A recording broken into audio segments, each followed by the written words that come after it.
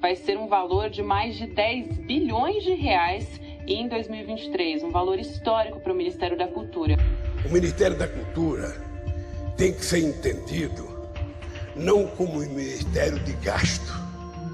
O Ministério da Cultura tem que ser visto como um ministério, sabe, de investimento. A gente concorda, eu concordo. Agora, a questão, acho que para a grande massa dos artistas e para os pequenos produtores é quem é que está levando esse rendimento. Essa verba de incentivo à cultura, ela chega aos artistas da periferia? Olha, em mim nunca chegou.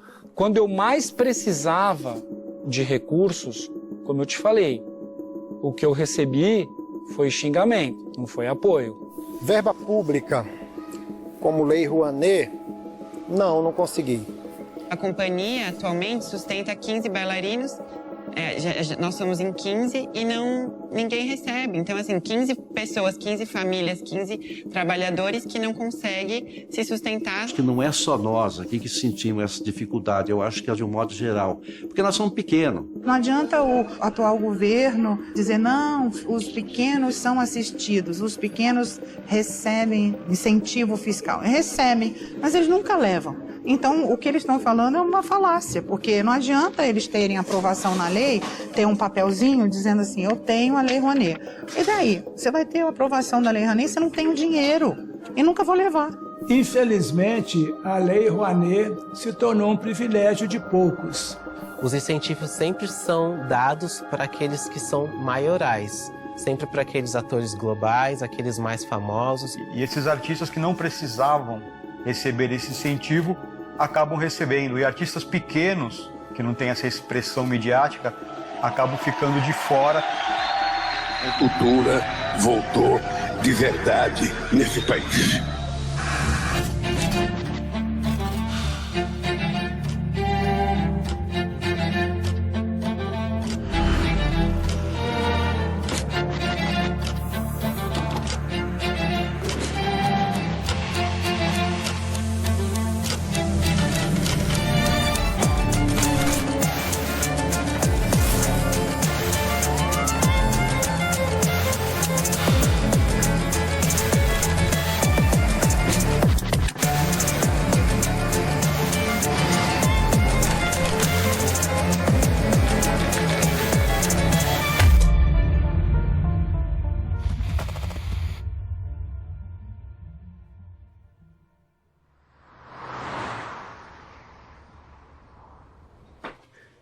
Narcisismo é tudo, né?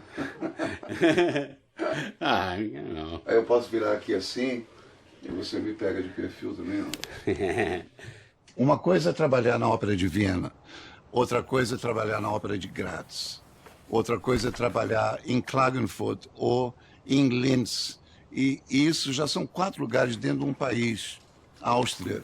E você me pergunta, em quantos lugares do mundo eu trabalhei? Eu diria 18 países, 18. General Thomas, take one. Thank you. Mas eu acho que o Brasil é uma potência mundial dormente, como sempre se disse, dezenas de artistas loucos para poder ter teatros, para poder ocupar um lugar, ensaiar, desenvolver trabalhos, ou ateliês, ou câmeras de música, lugares para poder desenvolver, e não tem chance para fazer isso, não tem lugar para fazer isso. Eu te dou um nome, eu não posso dar esse nome, adoraria poder dar esse nome, mas eu não posso entregar, entende? Mas são muito bons, isso eu digo para você, muito bons, mas não conseguem. Desesperador, é desesperador. Entrevista Ronaldo Bianchi, take 1. Eu fui para uma cidade do interior quando eu era secretário, perguntei o que tem aqui, nada. Uma cidade que tem 500 mil bois, 500 mil de boi, tinha 30 usinas de açúcar, não tinha um teatro. Você acha que é possível um negócio desse? Então, a elite local que vai para Nova York não acha necessário ter um teatro bacana naquela região. Né? Vai para o Louvre e não tem um museu. Ricardo da Costa, take 1. Infelizmente, não. A tradição dos milionários brasileiros é a de carros importados e casas luxuosas e viagens. Pouco tempo, inclusive, passou uma cena lamentável de um jurista que tinha uma biblioteca falsa atrás de si. Ele foi se recostar na cadeira, a biblioteca caiu.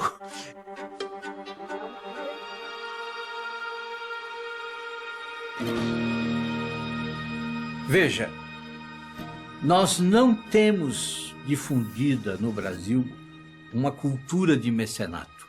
Um mecenas, um adjetivo bonito, aliás, é uma pessoa que patrocina, incentiva e proporciona condições materiais para artistas poderem poderem praticar sua arte. Depois da queda do Império Romano do Ocidente, a única instituição que conseguiu sobreviver a esse vendaval foi a Igreja. Então a Igreja manteve acesa a chama da ideia de coisa pública, da ideia de preservação da cultura, de incentivo à educação. À medida que os séculos vão passando, séculos 6, 7, 8 e 9, 10, ela mantém acesa e patrocina individualmente a cultura. Do século XV até o XIX, com as grandes famílias que não são aristocráticas, que não são monárquicas, mas simplesmente de trabalhadores mesmo, eles passam também a entender a cultura como uma flor que deve ser cultivada. Hugo Langoni, take 1.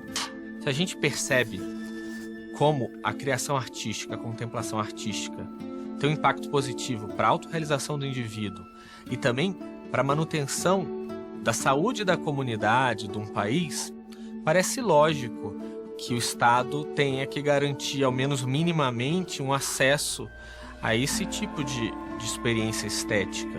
Tratando-se de um direito que o mercado por si só não seria capaz de preservar, parece natural que o Estado deva supri-lo ou guardar esse aspecto de alguma forma, ou pelo menos supervisionar o seu fomento. Nós temos nesse aspecto alguns exemplos referentes aqui ao que se convencionaria chamar de belas artes ou de alta cultura. Em 2017, um professor da Universidade de Stanford concluiu numa pesquisa bastante extensa que nenhuma orquestra sinfônica do mundo seria financeiramente viável por si só. E quando eu falo em investimento estatal na cultura, eu não estou falando de criar a estatal da cultura, uma cultura Brás da vida. O que eu estou falando é que o Estado precisa se preocupar com o financiamento da arte e da produção de cultura no país. É simples assim. Isso é uma coisa que foi percebida ao longo da história pela grande maioria dos países ocidentais, principalmente por aqueles que a gente considera hoje potências culturais. Você pega, por exemplo, museus mundo afora que nós visitamos quando temos oportunidade para o exterior, que são propriedades, são operados pelo Estado. O Louvre, o Museu do Prado, o British Museum. E tem outros museus que, embora não sejam operados e nem sejam propriedade do Estado, só existem graças a algum mecanismo institucional criado pelo Estado, como é o caso, por exemplo, do Getty Museum lá em Los Angeles. Estados Unidos, um país liberal acima de qualquer suspeita, mas o Estado criou um mecanismo para que um grupo empresarial, um bilionário, pudesse afetar determinada quantia do seu patrimônio para criar um museu. E o Getty Museum lá em Los Angeles é um museu absolutamente extraordinário. Em primeiro lugar, é gratuito. Um museu que tem um acervo de 6 mil anos de história, obras de artes de alguns dos maiores artistas da história da humanidade. No âmbito internacional, você pode exercer o poder porque você tem um exército mais qualificado e maior, porque você tem armas nucleares. Você pode exercer o poder por barganha econômica e pelo pedaço, né, pela importância que você tem nas relações econômicas internacionais, ou você pode exercer por essa credibilidade, por esse soft power, pela força que a sua imagem tem perante os outros. O governo da Coreia do Sul percebeu isso. Eles começaram a investir massivamente em cultura, de tal maneira que hoje o K-pop e o audiovisual sul-coreano invadiu as casas do mundo inteiro. É bastante curioso a gente pensar que o imaginário de um adolescente brasileiro esteja sendo influenciado por um investimento estatal que começou em 1997 lá na Coreia do Sul. Há uma banda bastante famosa, a BTS, cujo valor já representa uma porcentagem muito grande do PIB da Coreia do Sul, que já é um PIB bastante significativo. E muitas vezes esse poder exercido de maneira suave, ele é mais eficaz e mais eficiente.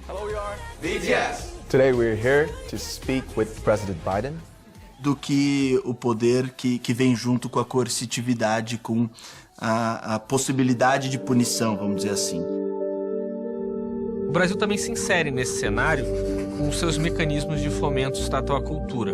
Alguns de captação direta de verbo estatal, como os editais da Funarte, da Ancine, da Lei Aldir Blanc e da Lei Paulo Gustavo, que é recente, e outros que são de fomento indireto, como aquela que nas últimas décadas se tornou a maior estrutura de fomento à cultura do país, que é a modalidade da Lei Rouanet chamada mecenato, em que o financiamento e a escolha dos projetos a serem financiados são feitos pelas empresas, que depois acabam sendo recompensadas pelo governo com a dedução do valor no imposto de renda. Ou seja, o dinheiro, no fim das contas, é mesmo público, mas o poder de escolha do que deve ou não deve ser financiado cabe às empresas patrocinadoras. A Lei Rouanet, ela, na verdade, ela precisa ser contextualizada. As coisas começam muito antes, começam já no governo da Lei Sarney, em 86, 87, quando o então presidente instituiu uma lei de incentivo à cultura. Essa lei de incentivo à cultura foi muito bem-vinda, porque não tinha nada, mas absolutamente era uma balbúrdia. A Lei Rouanet, quem promulga é o Collor. E ela é bem estruturada no mecenato, que é a renúncia fiscal, no Fundo Nacional de Cultura, que devia ser dinheiro de orçamento, e um fundo de investimento que não dá certo, é um pé que não funciona. Já no governo Lula, aí cresceu os valores, as coisas, a Lei Rouanet pegou, mas o Fundo Nacional de Cultura, que era para atender o pequeno ou o micro, nunca funcionou. Aí o dinheiro saía das grandes empresas, porque era lucro real, e eles abasteciam o mercado cultural brasileiro com esse dinheiro através do mecenato. É curioso porque o Brasil é um país que tem ideias muito boas e realizações péssimas. A Lei Rouanet, ela no papel, ela é muito boa. O artista que vai pedir o dinheiro, ele insere uma proposta no sistema do Ministério da Cultura, que é um sistema chamado SALIC. Aí, se o Ministério achar que está tudo certo com essa proposta, que ela foi corretamente preenchida, foi corretamente explicada, sem nenhum erro, aí o artista vai receber uma autorização para pedir financiamento nas empresas. Ele tem que ir atrás de uma empresa que, obviamente, se interesse por patrocinar esse projeto. Prestem atenção, quem dá o dinheiro pela Lei Rouanet é a empresa, que depois, evidentemente, vai deduzir esse valor do seu próprio imposto de renda. Se esse artista teve a sorte de encontrar uma empresa interessada em financiar esse projeto, ele tem a verba para ele poder executar o projeto dele, né, que pode ser um show, pode ser uma peça de teatro, pode ser um monte de outras atividades, desde que sejam atividades culturais. E aí, depois que isso acontece, aí vem uma etapa final, que é a prestação de conta. Então, o artista que pegou o dinheiro vai enviar para o Ministério provas de que esse projeto dele realmente aconteceu, cara. Vai enviar panfletos do evento, vai enviar matérias de jornal, foto e, obviamente, um relatório financeiro. Se a Lei Rouanet fosse colocada em prática na Suécia, na Noruega e em outros países que levam a cultura a sério, a Lei Rouanet seria o instrumento perfeito para fomentar a carreira de um monte de gente talentosa que precisa de grana para investir. na sua própria carreira. E não tem. Mas é a Lei Rouanet aqui no Brasil. Quando o governo anuncia que vai aumentar a verba da Lei Rouanet, ele, de certa forma, constrange a opinião pública a ficar a seu favor. Porque todo mundo sabe que a cultura é uma bandeira muito nobre e criticar o financiamento da cultura pode parecer uma crítica à própria cultura. O problema é que por baixo da superfície dos discursos políticos sobre a valorização da cultura existe um mecanismo que a população não vê.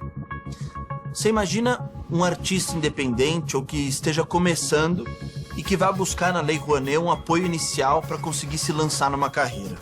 Logo de cara, quando ele tenta submeter o projeto, ele encontra uma burocracia tão grande que provavelmente ele desiste ali mesmo.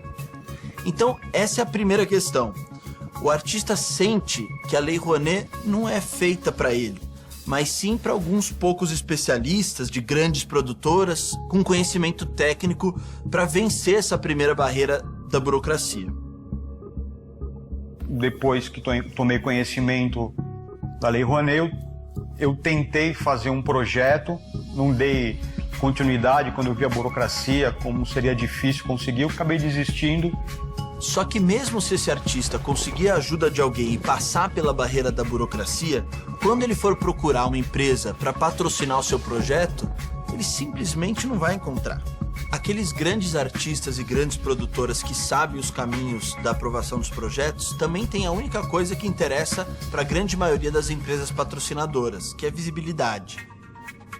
A empresa, ela prefere usar a Lei Rouanet para fomentar um projeto de um artista já conhecido, que não precisa da grana. Por quê, cara? Porque a empresa sabe que a visibilidade do projeto desse artista vai dar visibilidade para a marca que está patrocinado. No meu caso, por exemplo, eu consegui a aprovação da Lei Rouanet, mas não consegui a captação. As grandes empresas têm profissionais dedicados a traçar estratégias de marketing com o uso da Lei Rouanet, e isso acaba sendo tudo combinado com os grandes artistas, grandes produtoras, porque é vantajoso para os dois lados. E assim vão se formando os conchavos entre poderosos que acabam monopolizando a Lei Rouanet, tirando dos artistas pequenos qualquer chance de conseguir o mínimo apoio que eles precisam. Para o artista que está precisando, que é talentoso realmente e precisa de um investimento na carreira, a Lei Rouanet hoje, para muita gente, tem a mesma utilidade de um cinzeiro numa motocicleta. Nenhuma. Então não adianta nada o governo dizer que vai simplesmente aumentar a verba da Lei Rouanet se esse dinheiro só está enriquecendo cada vez mais uma pequena oligarquia e fortalecendo também cada vez mais uma rede bastante fechada de influência entre poderosos. Como eu sou uma vaca velha, 40 anos de teatro, eu já presenciei coisas horrendas, entende? Eu já fui a festas, já vi presidentes, futuros presidentes assinarem coisas em festa, bêbados, cheirados e tudo. Em casas de atrizes e produtoras, todo mundo bêbado e virado, entendeu? É uma zona. Está impresso nas veias de certos círculos, onde a alta sociedade se conecta com a política e dali sai alguma coisa que eu não sei muito bem o que é, chamam de arte. E a gente sabe de casos de artistas muito famosos que tiveram que devolver dinheiro. Por quê? Porque eles pegaram uma grana X, gastaram a metade e tentaram dar um migué. Nós ainda nem começamos a falar de como alguns deles exploram brechas na fiscalização do Ministério da Cultura para agir à margem do que a lei permite. Aí não é mais caso de pequeno ou grande artista recebendo dinheiro, aí é caso de polícia. Qual é a política pública de cultura do Brasil? É uma teia gigantesca. Uma organização criminosa estilo máfia de narcotráfico mesmo. É mais uma etapa da Operação Boca Livre, que investiga fraudes na Lei Rouanet de incentivo à cultura. Pode ter causado um rombo de mais de 150 milhões de reais aos cofres públicos. São cumpridos 14 mandados de prisão temporária. Uma grande omissão por parte do Ministério da Cultura na fiscalização dos projetos. Tem empresa que fornece o ônibus, tem empresa que fornece o palco, tem empresa que fornece o consultor e, obviamente, o dinheiro, ele circula dentro daquelas empresas. Nós estamos, portanto, retirando dinheiro da saúde, retirando dinheiro da educação. Cultura que está deixando de ser feita de verdade nesse país.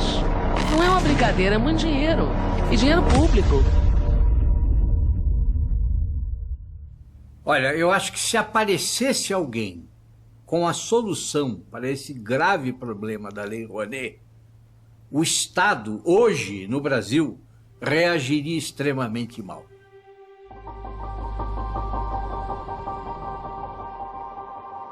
Experimentei todas as instâncias da cultura, cheguei ao governo federal e hoje posso dizer que conheço as respostas. Mas ninguém quer escutar. Então a grande pergunta é, a quem interessa manter as coisas como estão? Você se sente sozinha, então, nessa luta? Completamente. E hoje me vejo isolada, perseguida novamente por esse governo, perseguida pelo governo anterior.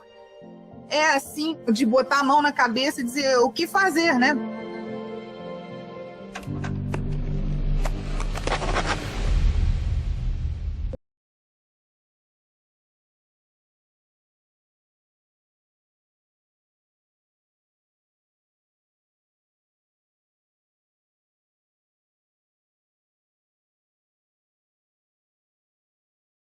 Bom, eu me chamo Flávia Faria Lima, eu tô na cultura desde sempre, porque a minha avó era uma artista plástica, membro da Academia Brasileira de Belas Artes.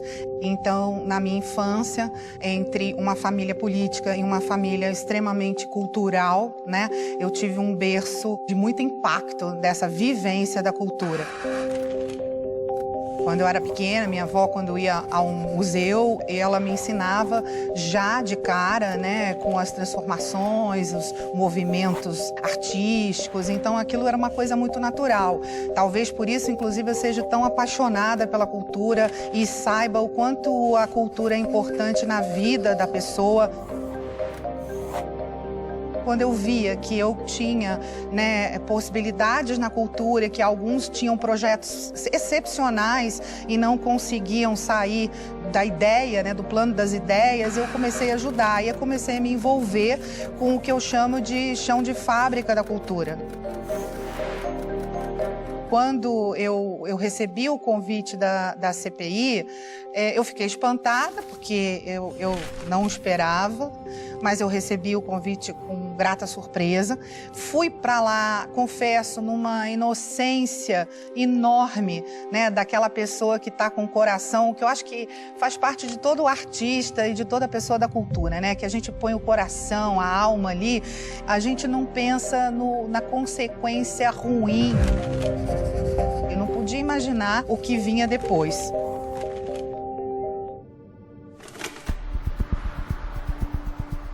Eu fui o presidente da CPI da Lei Rouanet, com o propósito da gente identificar e punir aquelas pessoas que estavam levando vantagem de forma ilícita.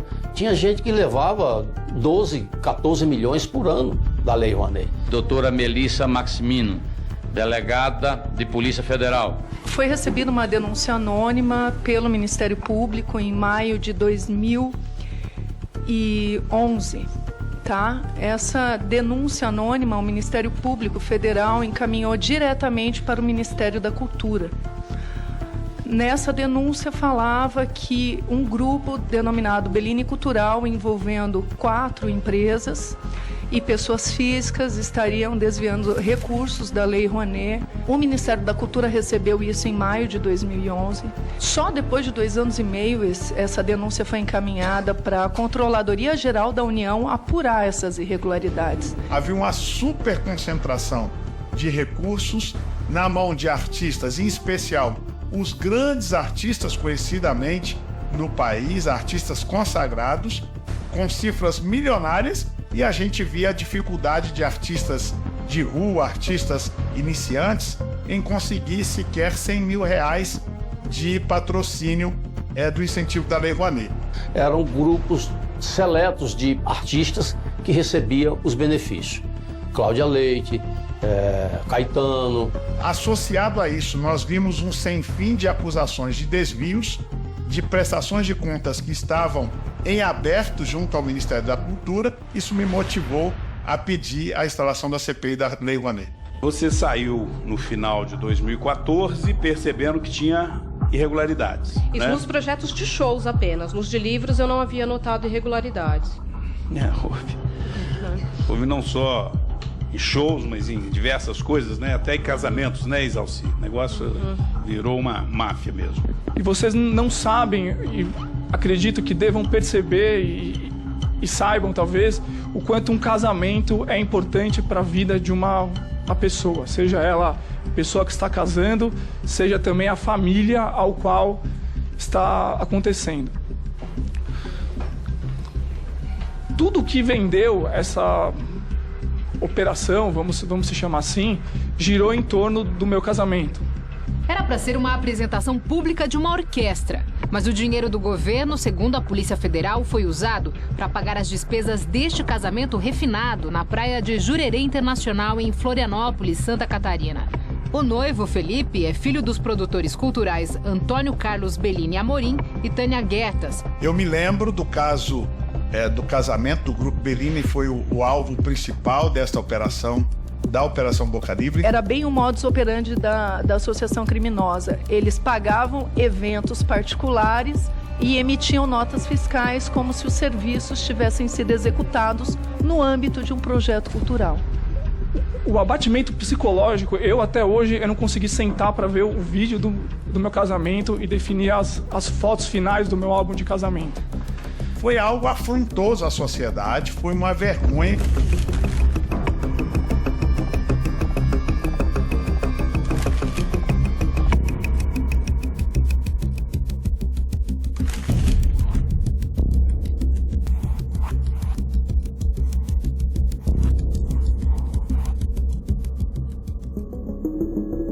Eu, antes da CPI, eu achava que a Lei Rouanet era mamata, e eu confesso que quando dei entrada no pedido da CPI, eu queria extinguir a Lei Rouanet. Confesso isso aqui para vocês, é a primeira vez que eu falo isso. Quando começou o desenvolvimento da CPI e que eu vi que nós temos no Brasil um descaso com o setor da cultura, falta no orçamento público brasileiro, foi quando mudei o meu conceito. E aí a Flávia foi uma das pessoas que me ajudou muito nisso, mostrar que faltam recursos para o segmento, o que está é distorcido. Passo em seguida a palavra e a última convidada, a senhora Flávia Faria.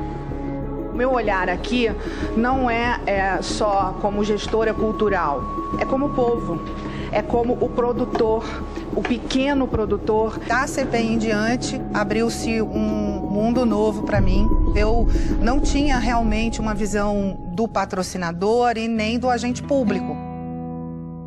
Eu tinha a visão do artista.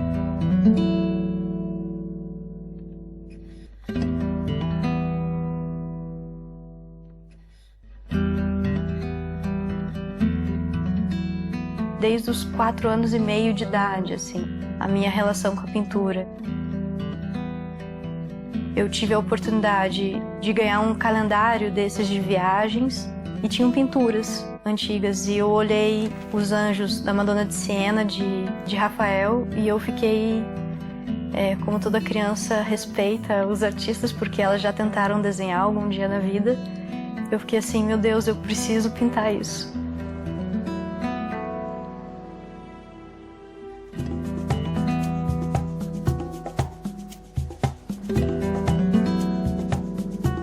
Eu me lembro, já com 9, 10 anos, já ter essa conexão com pintura, isso tudo em cadernos, lápis de cor e tal.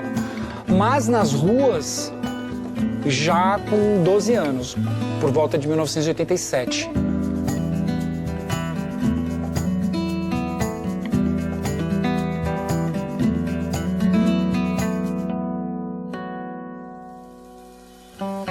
Em relação a como o Brasil trata os seus talentos, ele maceta, ele estrangula existe uma cartilha que foi colocada por galerias, museus, curadores, colecionadores e outros artistas que se você não cumprir aquilo ali, você é descartado. O mercado de arte no Brasil ele é tão pequeno, ele corresponde a 1% do mercado de artes no mundo. 1% é muito pouco. Então ele se torna, pelo tamanho do nosso país, muito competitivo e grupos que se protegem para se manter. E dentro dessa necessidade de proteção, você acaba dependendo de uma rede de networking, contatos e atravessadores que te coloquem para ser balizados por esses públicos. No começo eu fiquei meio abalado, sim, porque eu cheguei a bater na porta de artistas, cheguei a bater na porta de algumas pessoas achando que poderia ter algum tipo de apoio e não tive nenhum tipo de apoio. Já escutei de pessoas importantes no meio artístico brasileiro, galeristas ou de projetos que lidam com projetos de lei, lidam com o museu, falando que eu não queria expor no Brasil em vida coisas desse tipo. Ou se eu quisesse desenvolver o meu trabalho, eu teria que ter as pernas quebradas e me remodular. Só críticas em cima de críticas, e por que você não faz isso, não faz dessa forma, isso não é legal. É muito comum, devido a um falatório social de desprezo, muitos artistas eles absorverem esse desprezo e quererem se autodestruir. E eu conheci muitos nesse processo de morte, que vai às vezes para o alcoolismo, que vai para drogas, até suicídio, porque eles começam a ver que eles não fazem sentido.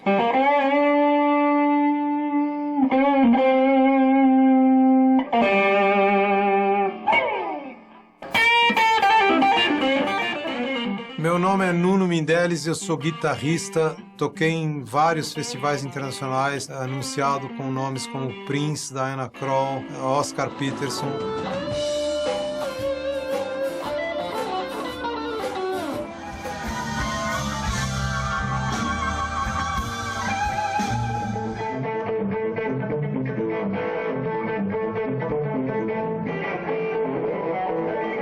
Um dia esse amigo da Califórnia que tinha insistido para eu entrar no concurso veio ao Brasil e a gente se encontrou. E entrando em casa, eu com ele, um dia entrando em casa, tinha uma mensagem à secretária, eu apertei, era o editor da Guitar Player. Parabéns, fazendo uma baita festa. Acabei ganhando na categoria Blues como melhor guitarrista de blues.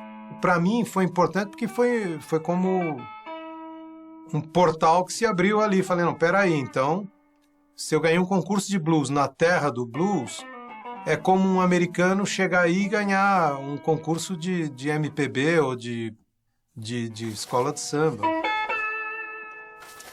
O Bruce Glauer, que é o dono da Alligator Records, que é a maior gravadora independente de blues do mundo, ouve atentamente absolutamente tudo que eu mandei para ele. Assim, no Brasil, eu nunca falei com um presidente de gravadora. Não me lembro de ter falado também sequer com um diretor artístico de gravadora. O pessoal era sempre muito ocupado, você tinha que ligar. Eu falei com a secretária no máximo, que me atendeu em tom de muita arrogância. Mas é um negócio inacreditável, assim. Você se sente em Lilliput, assim. Você é minúsculo para falar com essas pessoas. E então eu ia apresentar um projeto para a Lei Rouanet pedindo essa verba para gravar o disco. Na época eu precisava de 15, 20 mil reais. Mas a pessoa com quem eu falei sobre isso, essa foi a primeira experiência, era uma coisa que eu nunca tinha ouvido na vida. Ele falou, você não vai pedir 15, 20 mil. Ele começou a rir. Eu falei, como assim? É o que eu preciso para fazer isso? Não, você vai pedir 500 mil. É o mínimo. Senão até eles vão dar risada lá. Porque há muita coisa nessa história toda e as porcentagens em cima de 15, 20 mil são ridículas.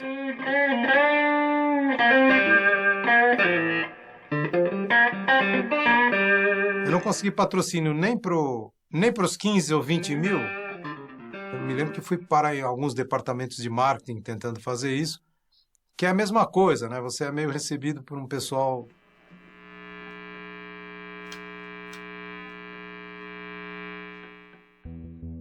Eu procurei dar sugestões concretas para a solução do problema. A Flávia tem um domínio do sistema do Ministério da Cultura com poucos técnicos que eu conheci. Eu acompanhei na CPI muitos técnicos, inclusive técnicos da própria Polícia Federal. Ela supera na capacidade de auditagem e de identificação de erros. Eu me lembro de um caso muito específico, que é o caso da aprovação do Zé de Abreu, que estava no sistema como contas aprovadas. Ela conseguiu me convencer pessoalmente de que ali havia notas com a mesma data, com a mesma grafia, com valores diversos, com empresas diversas, inclusive com a mesma caneta, o que era tipicamente notas frias de uma prestação de contas do ator global Zé de Abreu. As propostas eram todas colocadas via sistema, existe um sistema chamado SALIC, em que as propostas são inscritas. Depois da experiência da CPI, com o Ministério da Cultura, interagindo com gestores, ficou mais claro para mim que um dos grandes focos de problema, e talvez o principal, era o sistema SALIC, que é o sistema que faz a gestão dos projetos que pleiteiam a receber a Lei de Incentivo à Cultura. Todo mundo sabe que existem problemas com a Lei Rouanet, seja por experiência própria ou pelas evidências de fraudes que saem na mídia. O que pouca gente sabe é que por trás da Lei Rouanet existe o sistema SALIC, que é a verdadeira origem de todos esses problemas. Começando pela barreira burocrática, que logo de cara já descarta quem não tenha conhecimento técnico, como, por exemplo, os pequenos artistas, que está concentrada justamente no sistema SALIC. Tudo nele é baseado em caixas de texto, e só quem conhece os caminhos da aprovação, como os especialistas com grande conhecimento e experiência, consegue preencher tudo com a retórica adequada. Para piorar, o SALIC não foi feito pensando em transparência. Pelo contrário, pelo SALIC, você consegue a autorização para procurar o patrocínio, mas ele não acompanha a prestação de contas. A prestação de contas corre por fora do sistema, num processo lento e sem nenhuma transparência. Todas as notícias de corrupção envolvendo a Lei Rouanet que apareceram nas manchetes, podem ser só a ponta de um iceberg, com desdobramentos que nós não vemos. Com o sistema atual, é simplesmente impossível saber ao certo o que está sendo feito realmente com o dinheiro público. É um ciclo vicioso que perpetua o dinheiro sempre nas mãos dos mesmos, tanto na aprovação, que é concentrada em quem tem mais habilidade com o sistema, quanto na captação, que só vai para quem tem amigos e conhecidos nos patrocinadores. Ou seja, o SALIC é um sistema que fecha portas para pequenos artistas, ao mesmo tempo que abre as portas para os desvios do dinheiro público. Então, uma das coisas que a gente viu naquela época é que o sistema gestor não conseguia ver proponentes que tinham proprietários iguais.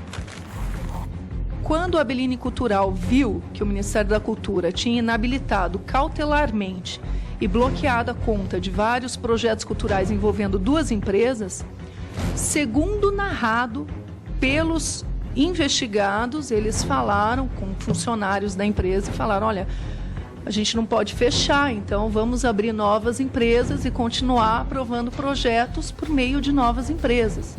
Você tinha, às vezes, pessoas que faziam parte de verdadeiras holdings e conglomerados que você não conseguia perceber, estava na sombra. Mas olha, depois de receber esses documentos, mais documentos, a gente percebe que a coisa é muito mais grave do que a gente imagina. 3.010 casos de patrocinador e proponentes com o mesmo contador no mesmo projeto. 12.700 casos de patrocinadores e proponentes com o mesmo sócio no mesmo projeto. 9.700 casos de patrocinadores com a mesma conta de e-mail. 8.900 casos de patrocinadores e proponentes com a mesma mãe. 5.577 casos de sócios e proponentes que também eram servidores do Ministério da Cultura. Existem vários grupos hoje e fóruns que estão pedindo a manutenção do SALIC. Alguém que peça a manutenção do SALIC só pode querer que essas fragilidades continuem, porque é insano. Um sistema falho, um sistema ruim, um sistema que apresenta brecha, um sistema que já comprovadamente permitiu a uns e outros que fraudassem a lei.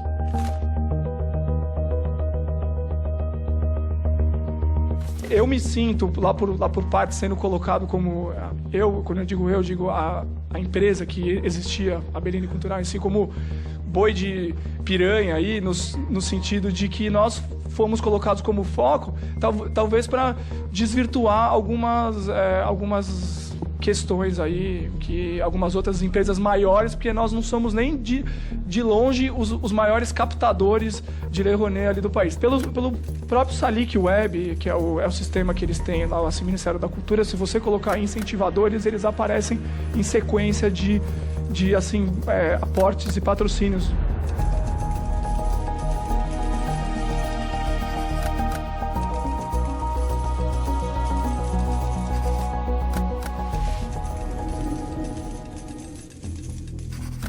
São esses grupos que se convivem, né? Se entrelaçam. Dentro do governo, nomeia um conhecido para ser secretário de Estado, influencia na nomeação de um diretor. Está tudo entrelaçado. É muito comum que uma grande empresa, fique repetindo patrocínios para produtores específicos ou produtoras específicas. Então, por que não pensar uma alternativa de restringir a possibilidade de uma empresa patrocinadora incentivar mais de um projeto a cada 12 meses, a cada 24 meses, de um só proponente? Ora, né? Porque senão é um cartel. A gente tem que acabar com o cartel, a gente tem que chegar... Conheci a Flávia num outro processo que falava, bom, o melhor uso do recurso público, né? Como deve ser usado, como não deve ser usado. Aí você arranja um monte de inimigo, né? Porque aí, na hora que você começa a botar cerca e colocar respeito na parada, tem gente que não gosta, né? Quantas vezes eu tive clientes que bateram na porta das grandes instituições e essas grandes empresas e produtoras já tinham passado lá e levado todo o fundo que eles tinham de investimento. E como que fica? Isso a gente tem que restringir. E não tem que ter medo, não tem que ter medo de chiadeira. Tem que simplesmente restringir, porque isso aqui é um dinheiro público que tem que ser dado ao fomento do pequeno produtor, principalmente. Aí nós temos grupos, como a gente já conhece o setor muito forte, como grande canal de televisão brasileira que tem os seus impostos abatidos muito, temos grandes conglomerados de banco. E a Flávia enfrentou isso com muito equilíbrio, com muita coragem e desagradou alguns. Então, assim, eu por ter participado, eu fiquei estigmatizada por muito tempo por grupos, né, que são mais radicais da esquerda e que não consideram nem ouvir, né, o que eu tenho a falar por conta de qualquer coisa que eu tenha feito em prol dessa transparência. Veja, a cultura no Brasil, ela é controlada por grupos que agem nas sombras, protegendo o seu monopólio a qualquer custo. E as raras pessoas que tiverem a coragem de lutar por transparência, elas certamente vão pagar um preço muito alto. Sou Paulo César de Araújo, historiador, professor, escritor e tive um livro proibido. Meu nome é Fernando Holliday, sou vereador de São Paulo. Atualmente estou há 1 ano e 2 meses andando com escolta armada por ter testemunhado e me infiltrado em uma quadrilha de desvio de dinheiro público destinado à cultura na cidade de São Paulo. Foi um livro ao qual eu dediquei anos de pesquisa, né? E o livro foi lançado no final de 2006, em dezembro. Mas 9 dias depois que o livro foi lançado, Roberto Carlos deu uma entrevista, como ele costuma dar no final do ano, E aí, pela primeira vez, ele se manifestou publicamente sobre esse livro. Então, ele falou: ainda não li o livro, não li, mas já sei do lançamento, não gostei, porque é um livro não autorizado e eu já entreguei para os meus advogados. Um outro jornalista falou: mas espera aí, Roberto, eu li o livro, você disse que não leu, mas eu li. E o livro redimensiona a sua importância na história da música brasileira. O livro te dá uma dimensão de Sinatra, de Elvis aqui no Brasil, né, correspondente. Ele falou: e daí? Eu não autorizei. Normalmente, em processos contra autores de livros, jornalistas, a ação corre apenas na vara civil, mas Roberto Carlos entrou também na área criminal, com essa queixa-crime, pedindo nas duas ações, né, a proibição e apreensão do livro, né, em todo o território nacional, 500 mil por dia, cada dia que o livro continuasse à venda, e a minha prisão por um tempo superior a 2 anos. Eu ouvia pessoas falando: pô, mas fica tranquilo, rapaz, isso aqui, a justiça é lenta, isso vai se arrastar anos, o seu livro vai continuar vendendo, né? Falei: a justiça é lenta para mim, para você, para Roberto Carlos foi em tempo recorde. Uns 5 dias depois, um promotor de São Paulo já entrou lá se manifestando favorável ao pedido dele. 5 dias só. E no mês seguinte, o juiz do Rio, Maurício Chaves de Souza Lima, já deu a liminar proibindo a biografia em todo o território nacional. Saiu uma notinha no jornal, se não me engano, na coluna do Anselmo Góes, dizendo: sabe aquele grupo Procure Saber, formado por Caetano Veloso, Gilberto Gil, Jorge Ben, Milton Nascimento, Djavan, ou seja, a nata da MPB? Eles estão agora juntos com Roberto Carlos, contra qualquer mudança ou reinterpretação de que é possível se lançar livro sem autorização dos personagens dos seus herdeiros. E eu, que já tinha contra mim Roberto Carlos, o rei, agora tinha diante agora de mim um pelotão inteiro da música brasileira. Então não foi fácil. Eu sempre tive um relacionamento muito bom com o Zé Turim e com todos os vereadores de forma geral. E aí ele me chama para um café, onde ele iria conversar comigo sobre como ajudar na minha campanha para deputado federal. Só que aí, quando eu chego nesse encontro, nesse café, eu percebo ele muito tenso, muito nervoso e com uma certa dificuldade de dizer exatamente o que ele queria, né? E aí ele perguntou: você já pensou em alternativas de financiamento? Já usou? E aí eu vi que ele estava tentando introduzir um outro assunto, uma outra forma de financiamento, mas eu não estava entendendo. Até que então ele me diz o seguinte: olha, é que os vereadores eles se utilizam de outra forma e conseguem muito mais verba do que o fundo eleitoral poderia oferecer ou do que qualquer empresário poderia te oferecer. E aí, muito devagar, né, ele acho que estava tentando ver a minha reação, ele vai explicando que os vereadores pegam as suas emendas, que na época eram 4 milhões de reais, e mandam a maior parte dessas emendas para eventos culturais. E aí ele disse que desses eventos poderia haver um, entre aspas, retorno. Esse retorno poderia variar de 30% a 40% da verba total enviada. Mas o que fazer com essa informação? Então, nós decidimos conversar pessoalmente com o Ministério Público de São Paulo. E a partir do Ministério Público, oferecer para eles ou sugerir que fosse feita uma ação controlada. Posteriormente, eles concordariam. A ação controlada, ela consiste em basicamente se infiltrar, né, dentro de uma quadrilha, de uma gangue, enfim, e fingir estar participando do esquema ou ter interesse em participar do esquema. Para nossa surpresa e alegria, o juiz da vara criminal, ele não determinou a proibição do livro. Ele falou: não, quero aqui uma audiência de conciliação, quero aqui as duas partes. O que nos surpreendeu é que, ao chegar lá, o que parecia seria uma audiência de conciliação, é assim o nome, e para isso existe, né? Acabou se tornando uma audiência de condenação do livro, porque o juiz, desde o primeiro momento, já se revelou francamente favorável à causa de Roberto Carlos. Logo de cara, assim, tínhamos acabado de entrar, o juiz já foi falando lá para o diretor da editora que era muito grave essa questão de se publicar uma biografia não autorizada no Brasil. Enfim, foi nesse contexto. E aí, na hora que eu via isso, eu falei assim: mas peraí, que maluquice, por que esse juiz, já que ele é tão favorável à causa de Roberto, por que ele não proibiu o livro como fez o juiz lá, Maurício Chaves de Souza Lima? Por que ele marcou essa audiência de conciliação? Eu ficava me perguntando ali, durante a audiência. A resposta veio mais para o final. Ele pega uma pastinha e fala: Roberto, eu também sou cantor, compositor, eu sou com o nome artístico de Té Lopes, acabei de gravar esse CD, já gravei o primeiro, esse é o segundo, eu gostaria que você ouvisse, desse a sua opinião sincera, o que você acha. Roberto pegou o CD, tá bom, doutor Tércio, vou ouvir com muito carinho, claro. E depois o promotor pediu para tirar uma foto com o juiz, o Roberto chamou o juiz para tirar a foto, uma funcionária do fórum que estava lá se posicionou, né, para tirar a foto, e eu me retirei ali, vendo o meu trabalho ali de anos de pesquisa ser reduzido a pó numa audiência dessa forma aí que eu narrei, e com o juiz com essa postura aí que eu acabei de narrar aqui para vocês.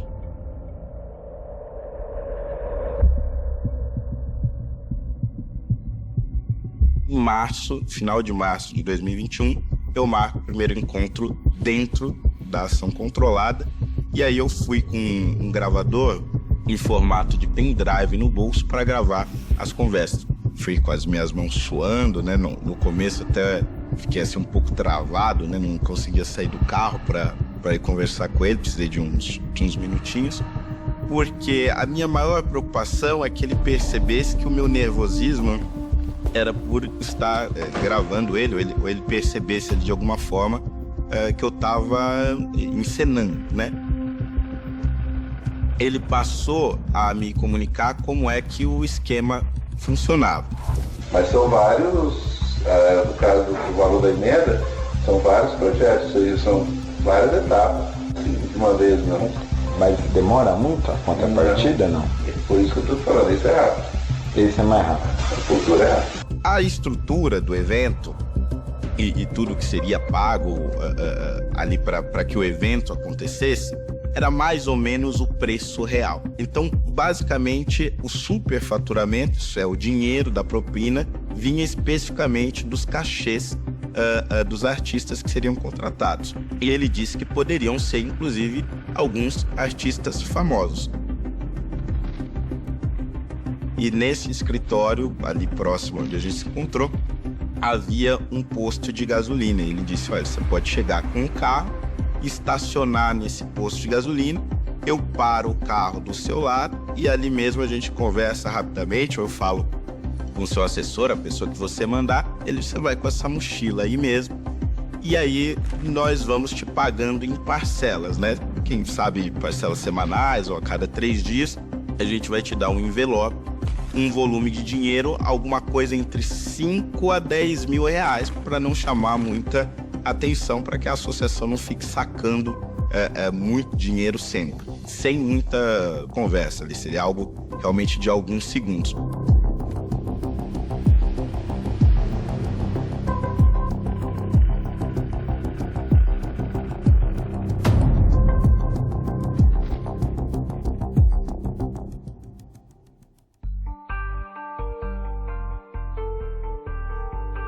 E aí, quando sai essa primeira matéria com as gravações, foi justamente nesse período em que assessores de outros vereadores, né, quando souberam da história, começaram a me dizer: olha, toma cuidado, né, o Zé Turinho tem envolvimento com gangues, grupos criminosos, etc. Você não sabe o que pode acontecer e tudo mais. E a gente busca, então, o Ministério Público mais uma vez. A gente já tinha tido essa conversa lá no início. E o problema era, o programa de proteção a testemunhas que eu poderia utilizar exigiria o completo anonimato, quer dizer, trocar de nome, trocar de cidade. Uma das alternativas, então, que nós encontramos foi usar um colete à prova de balas, para que eu não fosse surpreendido ou tentar amenizar a surpresa de uma tentativa de assassinato, ou a escolta. No final, a gente acabou usando os 2 instrumentos. No Mississippi havia um homem que saiu da cidade dele e não tocava violão, não tocava nada. Em pouco tempo voltou para casa depois de ter feito um enorme sucesso por todas as cidades onde passava. A galera achou estranho como é que esse cara aprendeu tão depressa a tocar violão, como é que ele pode ter ficado tão proficiente em tão pouco tempo. A lenda diz que ele vendeu a alma ao diabo numa encruzilhada. Mas infelizmente no Brasil, muita gente ainda tem que vender a alma ao diabo para fazer sucesso. Os artistas que não aceitam participar desse esquema, ou que não conseguem ter contatos no governo, ou com funcionários públicos, etc., dificilmente vão conseguir ter os seus projetos aprovados. Quer dizer, eles são quase que forçados a fazer essa espécie de networking meio turvo para conseguir ter as suas verbas aprovadas. Então, realmente, isso é muito triste. Será que não vai ter apoio e suporte de lado nenhum? Não vai chegar nunca? Porque tem horas que você sabe que está lá brigando contra dragões e você não tem suporte. Inclusive, eu estou aqui, nesse momento, depois de muita luta, eu fiquei com um câncer, né? Estou com um câncer terminal, chama pseudomixoma peritoneal, e é um câncer raro. As pessoas falam assim, por que você não vai cuidar da sua vida, esquece a cultura, deixa isso para lá, e eu tenho a certeza, como eu tinha antes, que eu tenho um legado para deixar. Eu estou aproveitando esse espaço aqui que vocês estão me dando para deixar, talvez, esse caminho para qualquer gestor de bom coração que tenha foco no bem comum. Porque eu não sei realmente se eu vou estar aqui depois de maio, depois de abril, no ano que vem.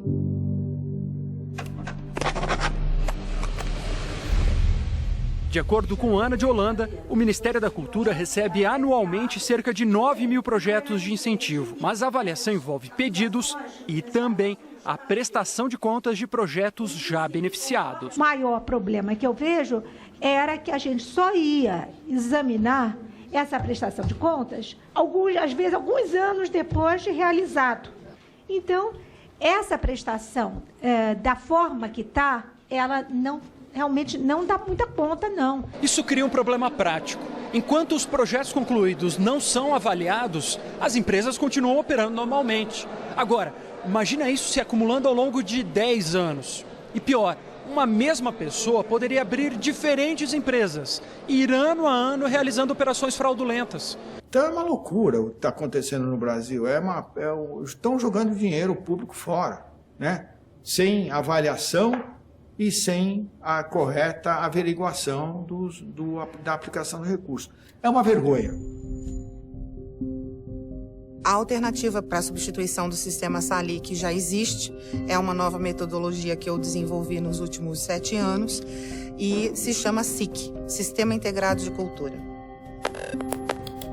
As opções são autoexplicativas e a pessoa só precisa selecionar. Isso tira as barreiras burocráticas e permite a inclusão de todos. Sem contar que dentro do SIC há um programa chamado Pontes de Fomento, que é uma maneira real de distribuir obrigatoriamente o dinheiro das empresas patrocinadoras para os projetos pequenos, sem que elas percam a capacidade de escolha. Com o SIC, a prestação de contas é obrigatória, simplificada dentro do próprio sistema e acontece em tempo real. Cada centavo do dinheiro público é acompanhado de perto e por qualquer um.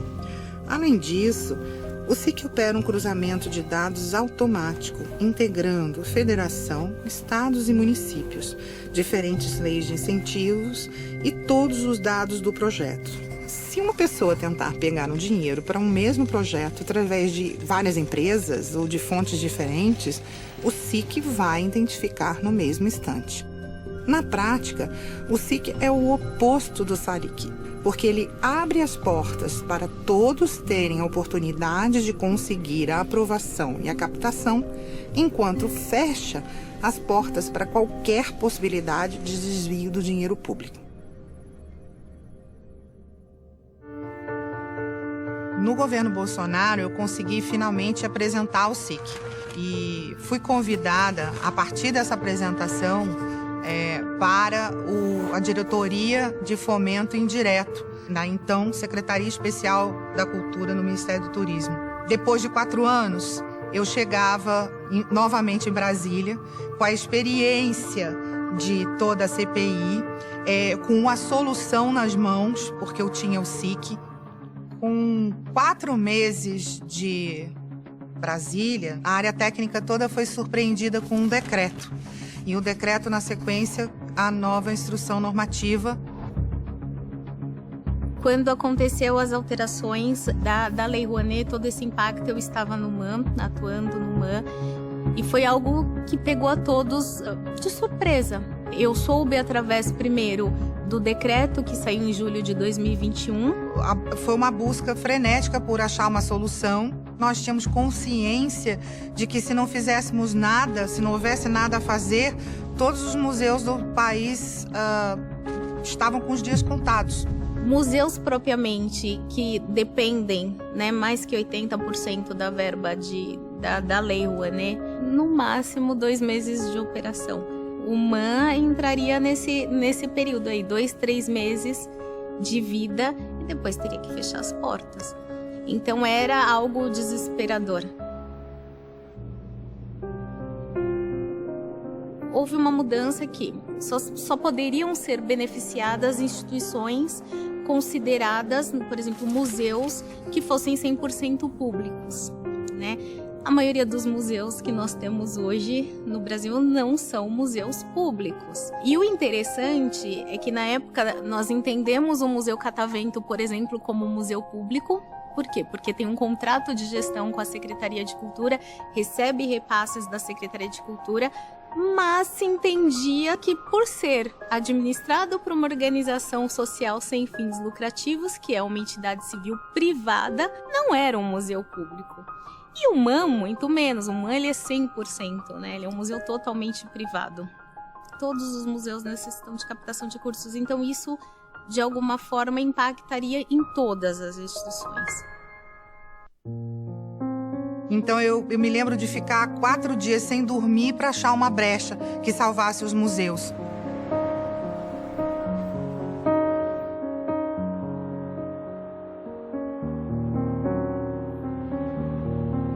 Ainda bem que ela estava lá, que ela entendia os 2 lados e ainda pôde ser uma negociadora, e foi uma negociadora de sucesso, né? Ela conseguiu reequilibrar uma coisa que ia colocar a nau a fundo no mar.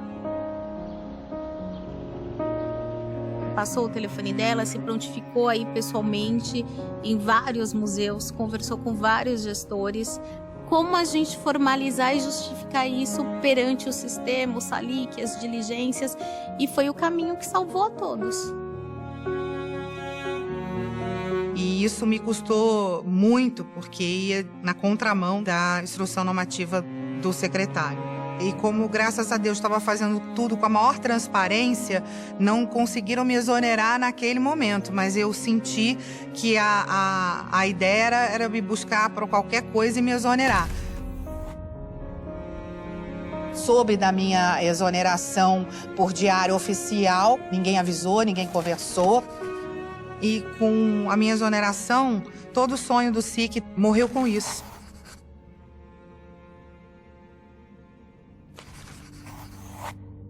O SALIC ele precisa ser revisto urgentemente.